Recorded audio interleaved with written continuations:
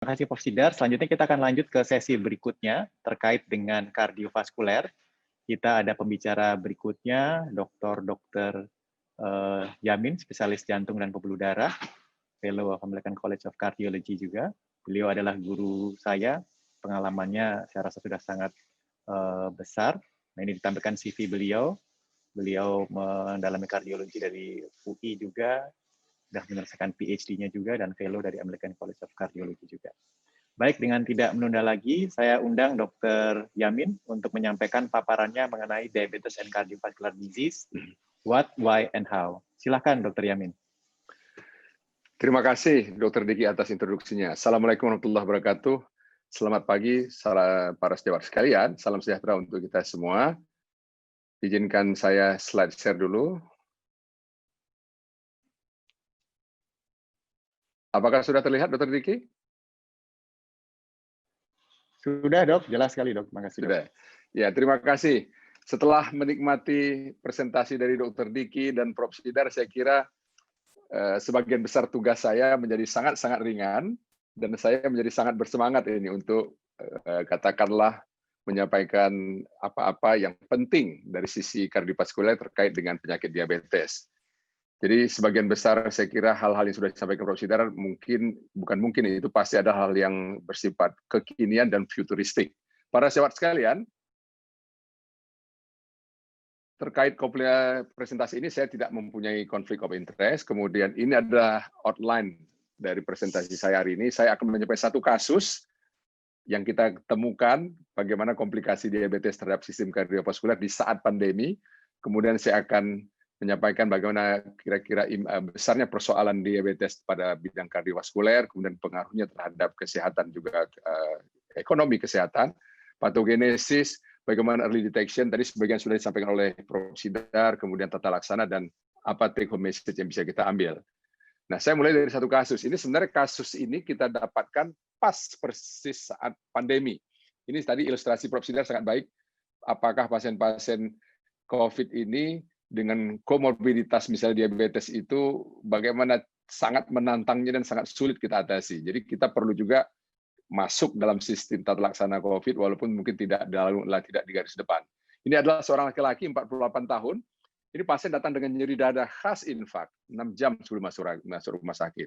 Nah, faktor risikonya merokok, kemudian pasien diketahui penderita diabetes yang tidak compliance atau yang kepatuhannya sangat jelek. Jadi datang ke UGD dengan keluhan utama sakit dada, dan pada pemeriksaan fisik kita dapatkan pasien sesak nafas, takipnu, takikardi, ekstremitas dingin, tekanan darah mulai turun 85/50, dari oksimetri kita dapatkan 90%, rongki basah sudah memenuhi sepertiga lapangan paru, kemudian random blood glucose-nya didapatkan 350. Nah, ini EKG-nya para sejawat sekalian. Saudara sejawat bisa lihat bahwa kita lihat ada gambaran ST elevasi di tanda panah itu di V1, V2, sampai V3. Jadi jelas ini adalah suatu STEMI. Nah, foto ronsennya seperti ini. Jadi pasien datang dengan seperti ini, maka di UGD yang akan dilakukan pertama adalah screening COVID. Nah, pada kasus ini tentu akan memperlambat atau mendelay tata laksana kardiovaskuler yang timely atau yang kira-kira tepat saat itu, karena memang operatornya kita juga agak was-was ya, kira-kira ini pasien COVID atau tidak. Nah, kalau kita lihat foto toraksnya, kita lihat ada tanda bendungan paru, tapi ada infiltrat yang juga kasar terlihat ya, kardiomegali. Nah, jadi akhirnya kita putuskan pasien ini sebagai suatu STEMI anteroseptal dengan onset 6 jam, dengan cardiogenic shock, karena datang memang dengan tanda-tanda vital yang sudah mengalami perburukan, udem paru, kemudian dicurigai suatu COVID-19 pneumonia, dan diabetes dengan yang tidak terkendali atau yang kontrolnya kurang baik. Nah, pasien ini sempat mengalami delay karena pasiennya diobservasi dulu oleh tim Vinere kita, kemudian dilakukan eksklusi COVID, kemudian akhirnya pasien mendarat di meja kardiologis. Apa yang terjadi? Nah, para sejawat sekalian, kalau kita lihat akhirnya pasien ini karena shock, kita harus lakukan revaskularisasi cepat yang kita kenal dengan primary PCI, primary percutaneous coronary intervention. Jadi pasien STEMI di era non-COVID itu semuanya kita lakukan primary PCI atau intervensi primer. Tetapi di era COVID kita hanya selektif pada pasien dengan komplikasi.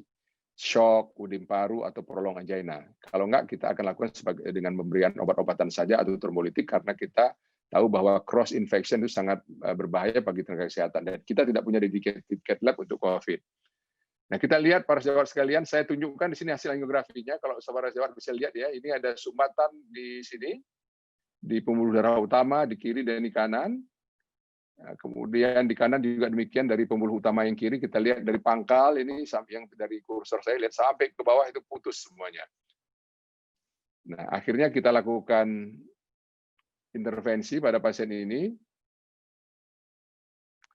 Nah, para sejawat bisa lihat pembuluhnya mulai mulus lagi, artinya aliran atau flow pada koroner bisa kita pertahankan dan kita kembalikan seperti normal. Nah, para sejawat sekalian, tentu situasi ini tidak kita inginkan pada pasien-pasien kita dengan diabetes. Ini pasien sudah datang dengan komplikasi yang sangat berat dan sudah dihilir dari suatu proses penyakit diabetes. Seperti tadi sudah dijelaskan oleh Dr. Diki dan Prof. Sidar. Nah, kita juga sangat melakukan tindakan ini sangat-sangat menantang ya, karena tensinya turun, kita lihat ini sampai 50, kadang-kadang sampai 30, dan ini keadaan yang sangat tidak mudah. Dan di balik itu, berapa sebenarnya cost yang dikeluarkan oleh pasien ini? Nah, untuk tindakan kemarin itu, untuk pemasangan ring saja dengan persiapan ventilator, karena dia harus diintubasi karena udim paru, kemudian shock, inotropik, dan lain, kita perkirakan biaya kira-kira 180 sampai 200 juta untuk sekali tindakan. Walaupun 3 bulan follow up pasiennya sudah baik dan berhasil kita selamatkan, tapi kita tentu tidak ingin pasien kita, pasien-pasien diabetes kita, jatuh dalam keadaan seperti pasien yang ini. Ini adalah satu ilustrasi kasus yang tidak ideal. Nah, para sejawat sekalian, tadi sudah dijelaskan oleh dua pembicara sebelumnya, memang kita ketahui bahwa proses komplikasi kardiovaskuler pada diabetes itu berlangsung dari waktu ke waktu sangat lama dengan beberapa faktor risiko. Tadi sudah dijelaskan oleh Dr. Diki bahwa sebelum pasien jatuh ke diabetes pun sebenarnya sudah ada faktor-faktor risiko yang harus kita intervensi, harus kita kenali dan kita deteksi. Hiperinsulinemia, HDL yang rendah, trigliserida yang tinggi, hipertensi, aterosklerosis, obesitas. Tadi Dr. Diki sudah menjelaskan dengan baik bagaimana korelasi obesitas terhadap komplikasi-komplikasi kardiovaskuler dan ginjal. Nah, saat pasien sudah terdeteksi sebagai diabetes, maka komplikasi mikro dan makrovaskuler itu sudah pasti berjalan. Tinggal soal lambat atau cepatnya tergantung dari bagi seagresif apa kita akan menangani itu. Nah, pada saat akhir tentu akan terjadi komplikasi, baik itu mikrovaskuler dan kardiovaskuler, seperti pasien kita tadi, masuk ke dalam serangan jantung, kemudian ada yang gagal jantung, ada yang mengalami amputasi karena gangguan peripheral artery disease, dan akhirnya jatuh pada kematian. Nah, kita ingin mencegat kontinum ini di hulu sekali. Jangan seperti pasien tadi, datang ke kita sudah dihilir karena berbagai faktor. Nah, para sejawat sekalian, slide ini menunjukkan bahwa suatu survei yang dilakukan di Eropa, bagaimana prevalensi penyakit jantung koroner pada pasien-pasien dengan diabetes. Ini data dikeluarkan pada 2019, tadi sudah disebutkan oleh Prof. Sidar, untuk coronary heart disease kira-kira 14-21%, heart failure 19-26%, kemudian peripheral artery disease atau sekarang disebut dengan lower extremity arterial disease, itu kira-kira 16-29%. Nah, data ini dengan data Indonesia hampir mirip kira-kira. Jadi besarnya persoalan yang kita hadapi hampir sama dengan apa yang dihadapi oleh sejawat kita di luar negeri. Nah, bagaimana dengan gagal jantung? Saya ingin menunjukkan bahwa tadi Prof. Sidar sudah mengatakan bahwa gagal jantung pada diabetes itu bisa termasuk dalam 2 atau 3 kelompok. Yang umum kita bagi adalah yang heart failure dengan reduced ejection fraction atau heart failure dengan penurunan fungsi pompa ventrikel kiri, dan heart failure dengan fungsi pompa yang masih normal atau heart failure with preserved ejection fraction. Proporsinya kira-kira hampir sama, tapi kita lihat bahwa yang paling banyak tentu pasien dengan heart failure with reduced ejection fraction. Implikasinya adalah nanti dalam konteks pencegahan dan juga tata laksana. Pada pasien dengan reduced ejection fraction, tadi Prof. Sidar sudah menyebutkan apa pilihan obat untuk antidiabetiknya, begitu juga nanti saya akan sampaikan apa pemilihan obat-obat yang terkait dengan jantung. Sampai nanti kita masuk ke dalam device terapi atau terapi dengan menggunakan alat, kalau kita harus melakukan itu. Nah, para sejawat sekalian, jadi pada pasien-pasien diabetes, kita harus mengklasifikasikan kriteria gagal jantung yang masuk dalam pasien kita.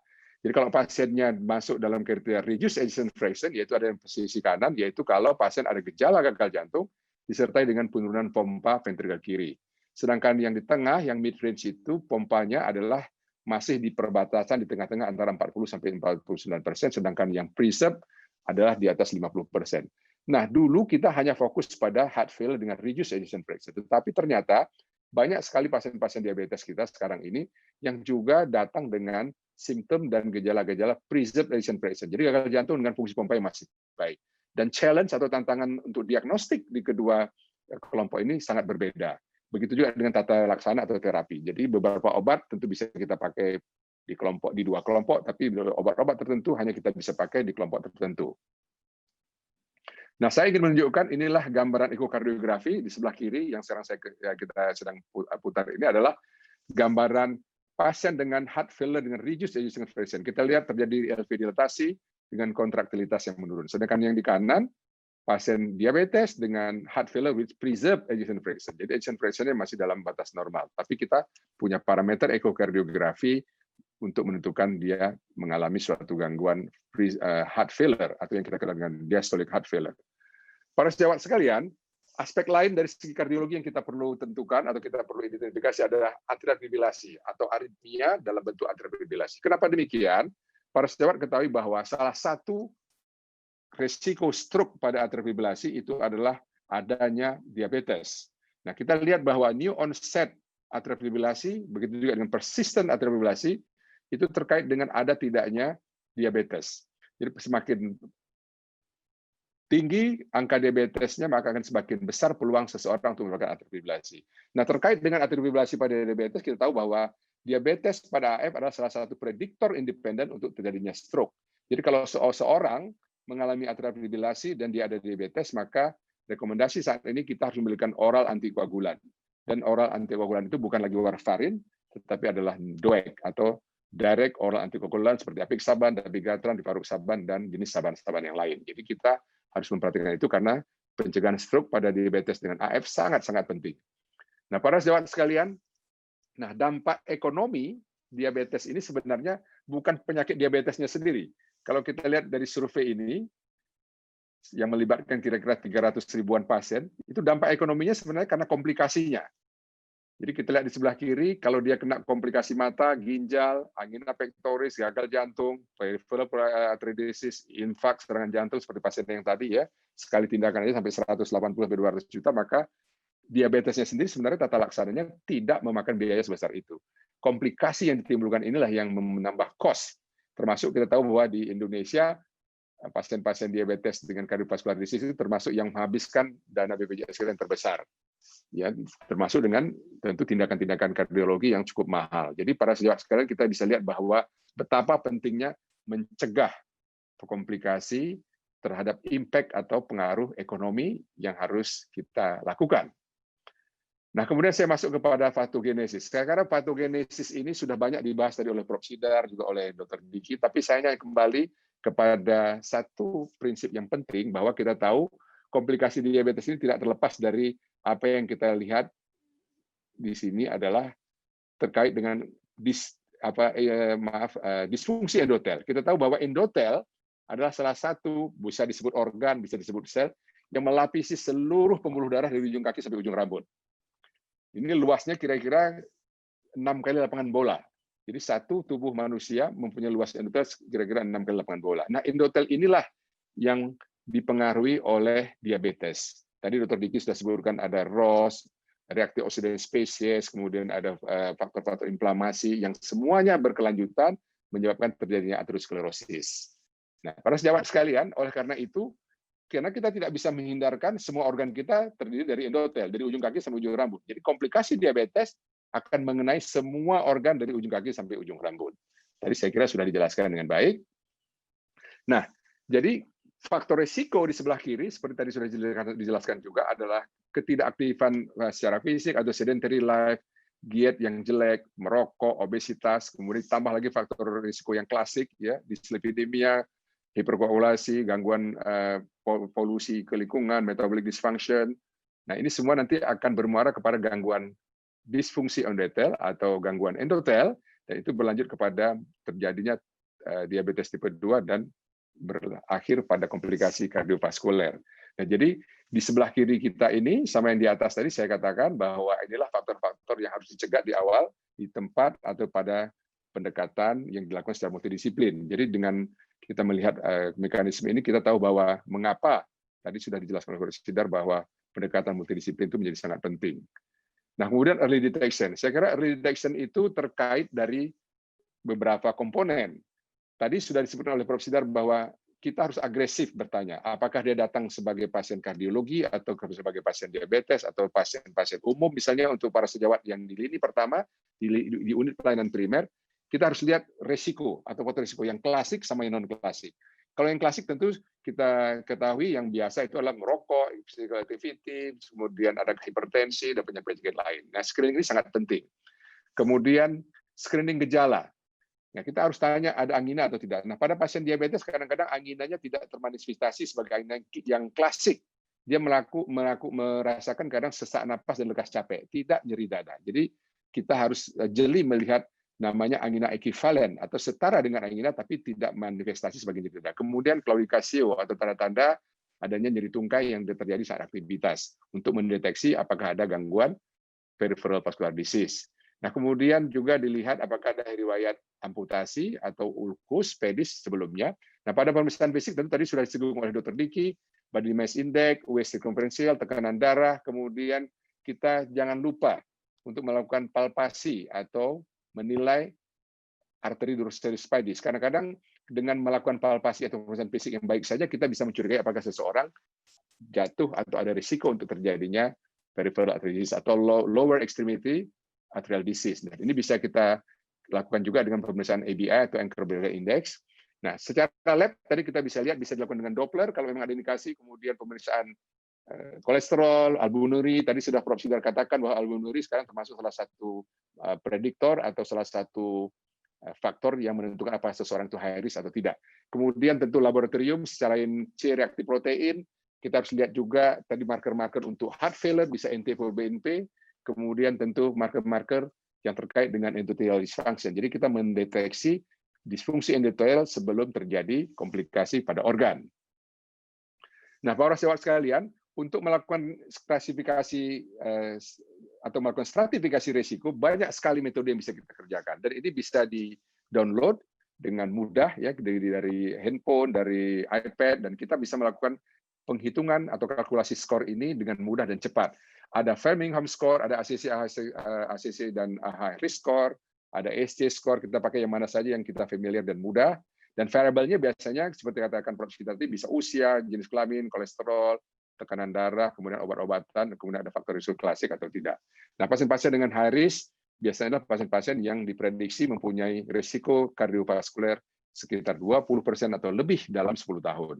Nah, ini tadi sudah disampaikan oleh Prof. Sidar, salah satu variabel atau komponen yang kita bisa nilai dengan mudah untuk menentukan apakah seseorang itu moderate risk, high risk, atau very high risk.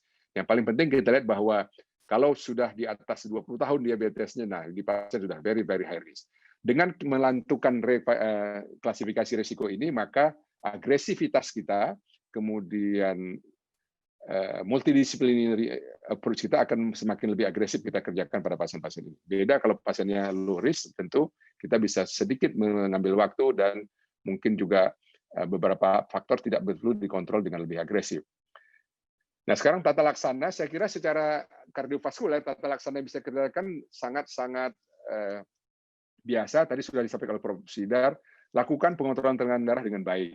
Targetnya biasanya kita minta di bawah 130.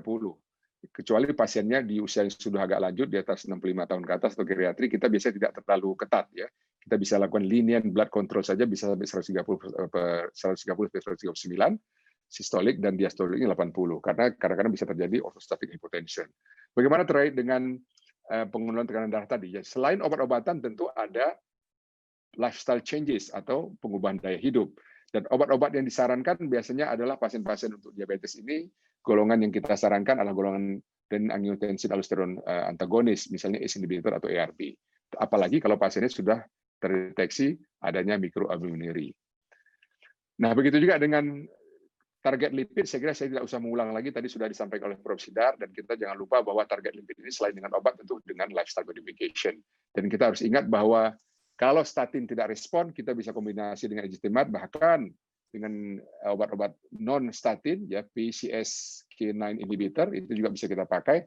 kalau memang dengan terapi konvensional atau anti-lipid konvensional tidak bisa dicapai. Nah, para sahabat sekalian, untuk heart failure tergantung situasi. Yang reduced ejection fraction, biasanya ACE dan beta blocker itu menjadi pilihan utama. Nah, kalau memang masih simptomatik, kita bisa mengkombinasi dengan mineral antagonis atau mineral katakoid antagonis seperti spironolactone dan lain. Nah, kalau diperlukan, misalnya dengan obat-obatan maksimal, pasien masih mengalami simptom, kita bisa melakukan device therapy dengan alat-alat. Ya, tentu seperti saya katakan tadi, kalau terapi dengan alat biasanya high cost. Dan salah satu yang bisa kita kerjakan biasanya adalah dengan memberikan cardiac racing coordination therapy. Jadi ini pasien dengan reduced ejection fraction di bawah 35%, masih simptomatik dengan obatan, kita pasang satu pacu jantung yang khusus, yaitu pacu jantung yang bisa meresinkronisasi bilik kiri dan kanan. Jadi ada 3 kabel pacu, yang satu di serambi kanan, kemudian di bilik kanan dan bilik kiri. Jadi dengan ini maka biasanya kita bisa meningkatkan kontraktilitas dan ejection fraction bisa meningkat sehingga kualitas hidup bisa meningkat. Nah, para sahabat sekalian, terkait dengan obat-obatan heart failure, kita harus ingat juga bahwa kita sekarang punya sacubitril valsartan atau nama dagangnya Operio ya. Jadi kalau pasien-pasien tidak toleransi atau masih simptomatik dengan ACE, dengan ARB, terutama beberapa pasien DM dengan reduced ejection fraction, tidak ada salahnya kita konversi atau kita gantikan dengan sacubitril valsartan. Nah, tentu para sahabat sekalian, seperti pasien yang saya ulas di awal tadi, pada tahap tertentu kita memang terpaksa harus berhadapan dengan pasien-pasien yang sudah datang dengan komplikasi yang sudah sangat dihilir. Jadi terjadi coronary artery disease yang berat, bisa one vessel, two vessel, triple vessel, kadang-kadang mengenai left main cabang utama. Nah, bagaimana pilihannya? Apakah kita lakukan intervensi PCI atau CABG? Nah, umumnya untuk pasien-pasien dengan one vessel atau two vessel, proximal AED dan non-kompleks, kita lakukan PCI. Tetapi kalau sudah triple vessel, kena cabang utama, left main disease, dan kompleksitinya tinggi, kita harus bekerja sama dengan baik dengan sejawat kita, yaitu teman-teman dari bedah toraks. Nah, kita akan usahakan memang kerjasama ini terjalin yang kita sebut dengan heart team. Jadi di sisi kardiologi kita punya heart team yang untuk mendiskusikan kira-kira apa pilihan revaskularisasi yang terbaik untuk pasien-pasien diabetes dengan penyakit jantung koroner yang sudah kompleks. Jadi seperti pasien yang kita jelaskan di depan tadi, kalau dia datang dalam keadaan elektif, tentu mungkin pilihan terbaiknya adalah bypass atau bedah pintas koroner. Nah, para sahabat sekalian, saya ingin sedikit menekankan kembali apa yang sudah disampaikan Prof. Sidar bahwa kombinasi pendekatan atau approach yang kita lakukan itu harus multidisiplin dan tidak bisa tergantung pada obat saja atau lifestyle saja. Ini salah satu survei dilakukan pada tahun 2017 menunjukkan bahwa seberapa jauh kita bisa melakukan penurunan kardiovaskular event dengan obat, dengan secara fisiologis, dengan lab intervention. Kita lihat bahwa kalau obat saja kita paling maksimal bisa mencapai kira-kira 21% reduction. Tapi kalau kita kombinasi lifestyle plus semua strategi tadi secara multidisiplin, maka kita bisa mencapai penurunan kardiovaskular event sampai 53%. Jadi inilah yang mendorong kami di Eko Hospital yang dipelopori oleh Prof. Sidar tadi untuk melakukan suatu team approach yang baik dalam tata laksana diabetes dan cardiovascular disease. Para sejawat sekalian dan moderator yang saya hormati, jadi bisa kita simpulkan bahwa diabetes dan cardiovascular disease atau penyakit cardiovaskular sebenarnya secara klinis adalah suatu yang ekivalen, setara, sama bahayanya, sama beratnya, dan sama risikonya. Tadi sudah disampaikan juga oleh Prof. Sidar. Dan kita tahu bahwa kedua penyakit ini tuh punya sumbangsih yang cukup bermakna terhadap kematian, penurunan kualitas hidup, dan health economics. Jadi kita tahu BPJS kita katanya hampir sebagian besar dadanya terkuras oleh penyakit-penyakit diabetes dan kardiovaskular dan juga penyakit ginjal. Dan kita tahu bahwa early detection dan prevention itu adalah sesuatu yang harus, sesuatu yang tidak bisa dinafikan oleh siapapun dan dimanapun. Dan kita tahu bahwa tadi sudah disampaikan oleh Prof. Sidar bagaimana wacana dan apa yang terjadi di kita di dunia luar juga bahwa holistic approach itu menjadi suatu keharusan, suatu keniscayaan untuk mencapai tujuan apa yang ingin kita capai tadi secara efisien dan efektif. Demikian saya akhiri presentasi saya. Assalamualaikum warahmatullahi wabarakatuh. Terima kasih. Silakan Dr. Diki, saya kembalikan.